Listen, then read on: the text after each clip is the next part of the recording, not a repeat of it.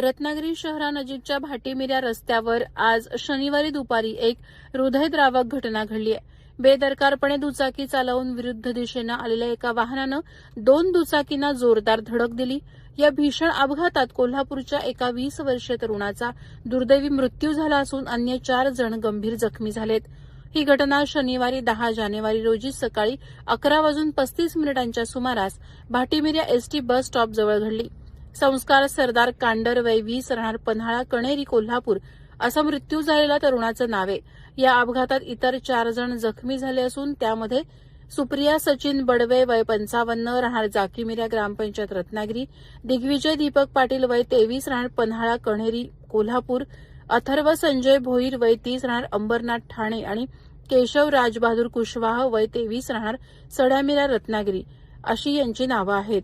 मिळालेल्या माहितीनुसार सुप्रिया बडवे या आपल्या अॅक्टिवा दुचाकी MH08BG 6669 वरून रत्नागिरी ते सड्यामिरा अशा जात होत्या.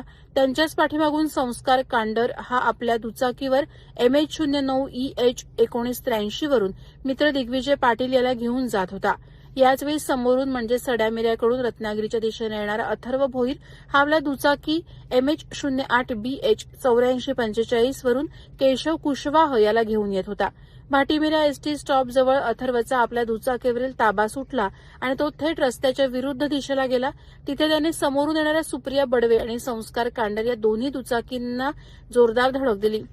ही धडक इतकी भीषण होती की तिन्ही दुचाकींवरील 5ही जण रस्त्यावर फेकले गेले.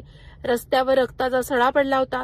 स्थानिक नागरिकांनी तातडीनं मदतीसाठी धाव घेत सर्व जखमींना रुग्णवाहिकेतून जिल्हा शासकीय रुग्णालयात दाखल केलं.